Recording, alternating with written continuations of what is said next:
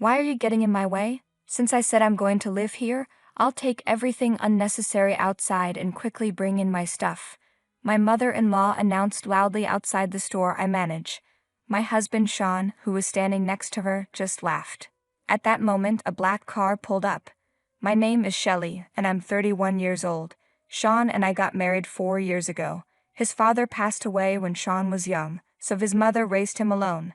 Sean graduated from university and got a job at a local manufacturing company.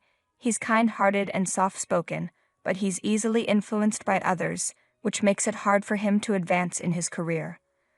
I also graduated from university and initially worked at a cosmetics company, but I never gave up on my dream of becoming an esthetician. While working, I attended beauty school at night and trained at a top esthetician shop. I pursued this dream because I was always self-conscious about the shape of my face. I had received hurtful comments about it since I was young. However, in high school, while walking with friends, I got a free trial coupon for an aesthetic treatment and decided to try it that day. The shop was white and clean, with a comforting scent, and a very beautiful esthetician took care of me. I was immediately drawn to the charm of the place. She listened to my concerns and gave me a genuine treatment, even though it was free. I'll never forget the surprise I felt when I looked in the mirror afterward.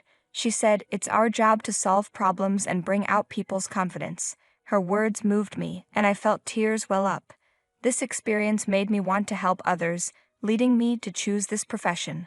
Sean and I met through a friend's introduction, and after several dates we grew closer and got married after about 2 years of dating. Sean is gentle but not very assertive, which balanced well with my strong personality, at least until his mother came into the picture. When we talked about getting married, his mother repeatedly asked us to live with her at her home in the suburbs, which was inconvenient for commuting. We managed to convince her otherwise and started our married life alone. Then a year ago, I quit my job and opened my own aesthetic salon, a dream I had for many years.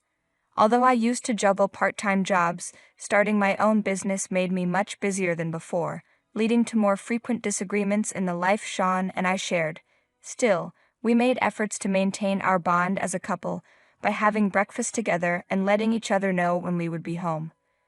One evening, as I returned home late, Sean, who would usually be asleep by then, was waiting for me with a serious expression. "Shelley, there's something my mother told me," he began. He revealed that his mother had accumulated debts, and it had reached the point where she had to sell the family home. I was shocked. His mother had always been reckless with money and lived without a plan. He further explained that his mother had used the money his father had saved for Sean's tuition, forcing Sean to rely on scholarships for university.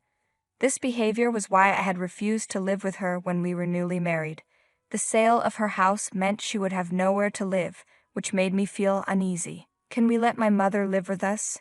Sean asked, but I quickly cut him off. "It's impossible. We absolutely cannot live together. I don't mean to speak ill of your mother, but she would end up dipping into our living expenses. Isn't your mother still working? She should rent an apartment with her income and live alone." I strongly appealed to Sean, desperately wanting to avoid living together. It hurt to criticize his mother, but it was necessary. "No, actually there are debts that can't be covered even by selling the family home, so I suggested cutting expenses to allocate more towards debt repayment," Sean replied. "You can't just decide that," I responded. "I understand what you're saying, Shelley. I take back what I said earlier, and I'll talk to her about living on her own," he said, but I was skeptical. Sean always seems to accept my opinion when he's with me, but he becomes speechless in front of his mother. I was deeply anxious that his mother might eventually force us into living together. Sure enough, the next day, I got a call from Sean's mother. "Shelley, this is terrible.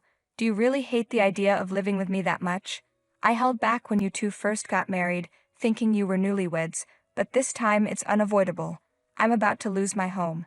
Even if we're not blood-related, what kind of cruel daughter-in-law are you to abandon a mother?" My mother-in-law harshly criticized me.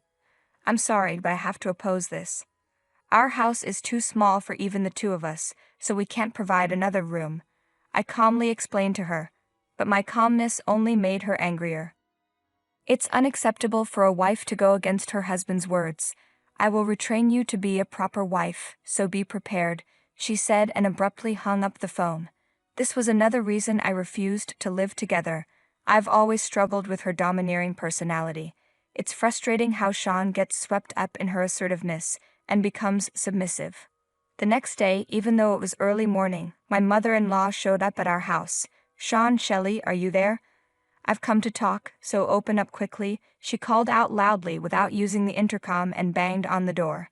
Worried about disturbing the neighbors, I quickly let her inside, but she ignored me and went straight to wake Sean, who was still asleep. "I have to move out of that house by next week. Don't worry about what this daughter-in-law says, quickly start preparing for my sake," she said, hitting Sean on the back.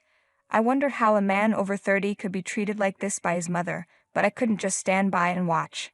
"Mother, please calm down a bit," I intervened, to which she directed a sharp glare at me.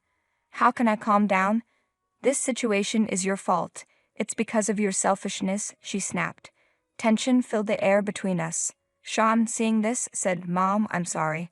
I'll figure something out, just wait a little longer," and suddenly began to apologize earnestly. Seeing him like this left me dumbfounded. However, my mother-in-law seemed somewhat satisfied with his response. "You have one more week.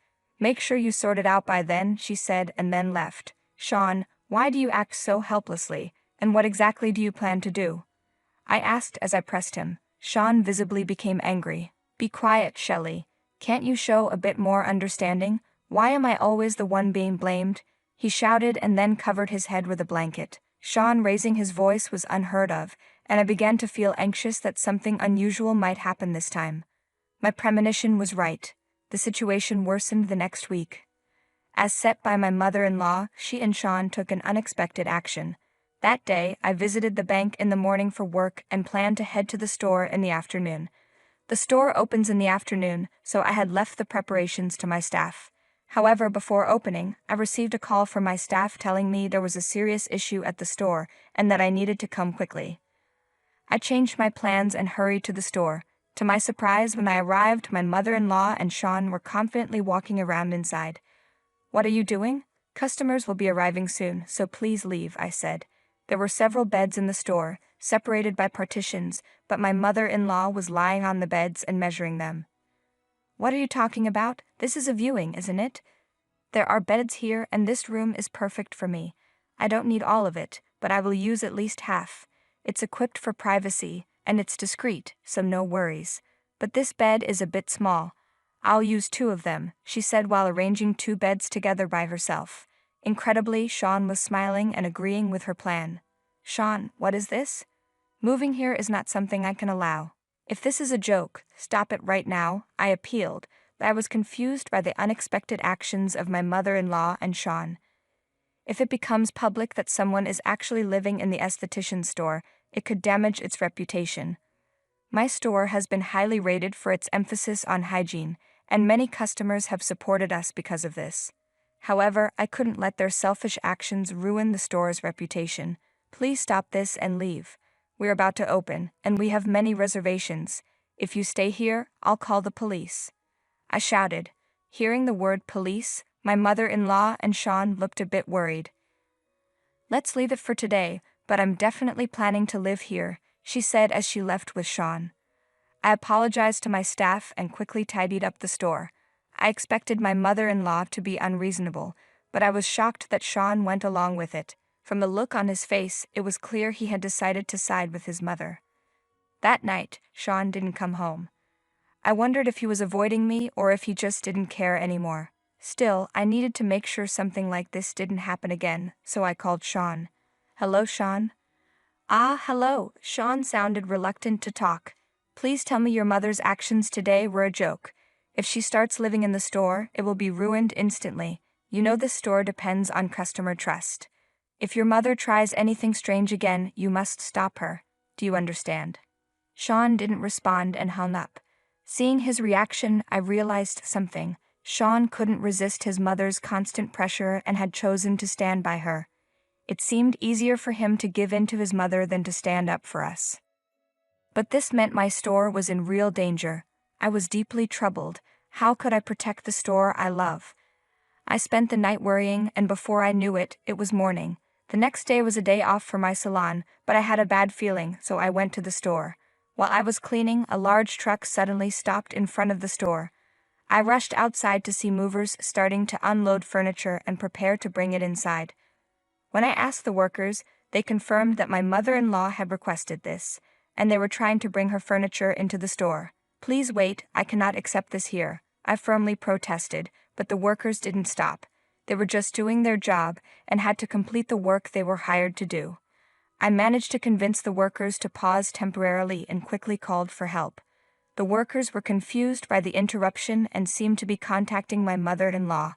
It looked like she and Sean would be arriving soon. Eventually, my mother-in-law and Sean showed up. "Why are you getting in my way? Since I said I'm going to live here, I'll take everything unnecessary outside and quickly bring in my stuff," my mother-in-law ordered. "That's right, Mom is going to live here starting today," Sean added with a chuckle. Even though they were confused, the workers began following her orders to move things outside. "Stop doing as you please," I shouted. Just then, a black luxury car stopped behind the truck. A large man in a double-striped suit and a stylish hat stepped out of the car. His commanding presence was immediately noticeable. He was clearly no ordinary person. The man approached with a deep voice. "What's all this commotion?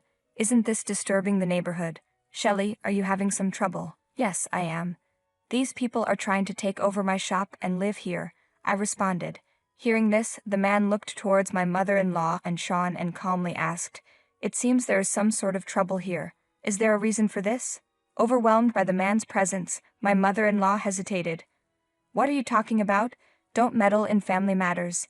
This woman is my daughter-in-law, so what's the problem with moving into her house?" At that moment, the man gently removed his hat and said, "I see, that's what this is about. My daughter has always been well taken care of by you. I hear about it often. Sean, it's been a long time," he said with a warm smile. "Father-in-law?" Sean stepped back in surprise. This man was, in fact, my father. His appearance was far from ordinary, and Sean had always been intimidated by my family. We didn't have a wedding ceremony, just a meeting between the families, and since then, my father and my mother-in-law hadn't met. At that meeting, my mother-in-law and Sean were so intimidated by my father's presence that they left quickly without much conversation, and it seemed my mother-in-law didn't remember his face. "Father-in-law, it's been a while," my mother-in-law said, sweating profusely. "No, I haven't caused any trouble. I just brought some belongings because I thought I could live in Shelley's shop.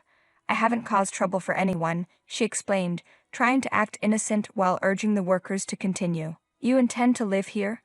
"I can't permit that," my father said sternly. "I own this building.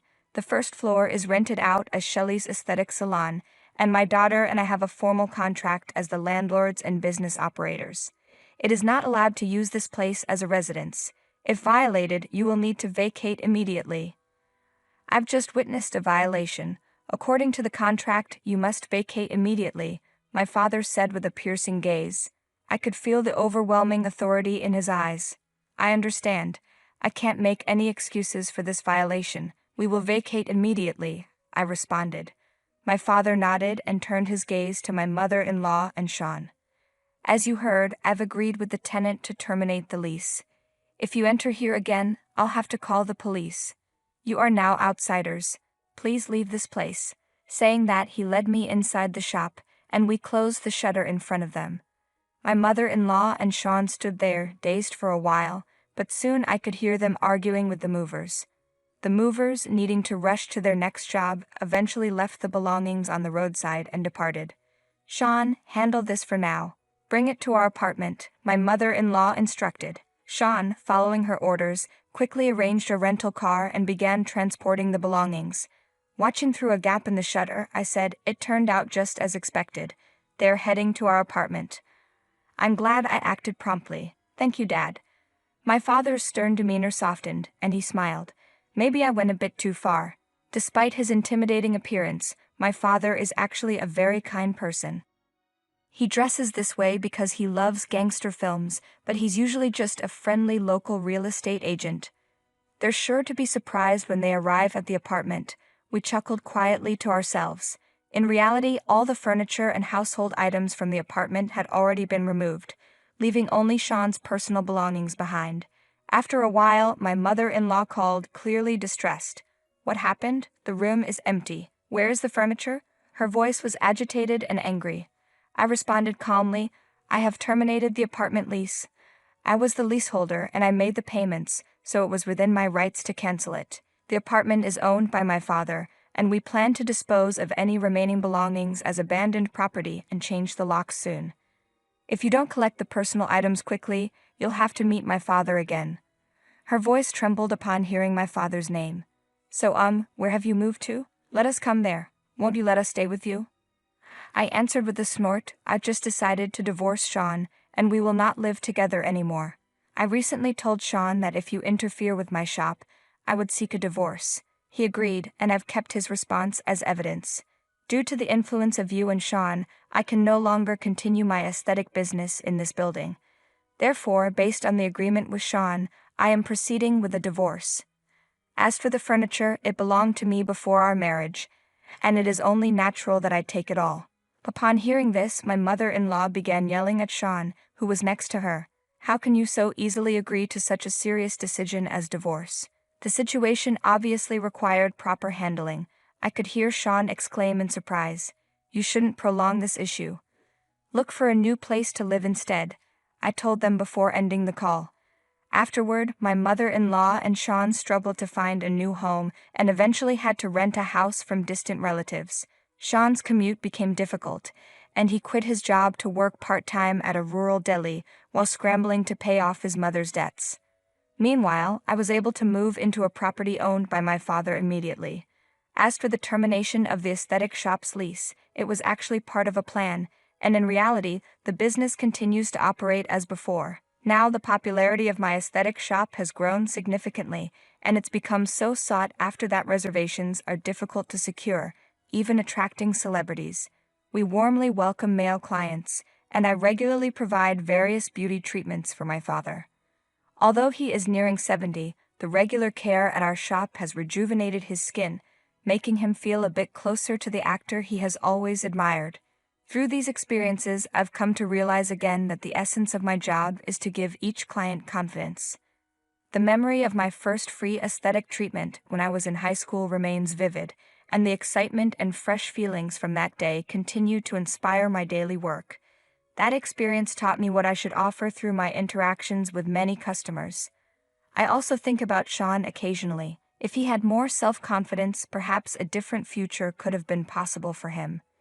Despite being so close to me, it was difficult to provide him with the right support. His situation has taught me how challenging it can be to offer objective help due to closeness. If, in the future, Sean visits our aesthetic shop, I plan to interact with him impartially and spare no effort in supporting him to maximize his potential confidence. If I can give him the courage to take a new step forward, I believe it would be profoundly meaningful.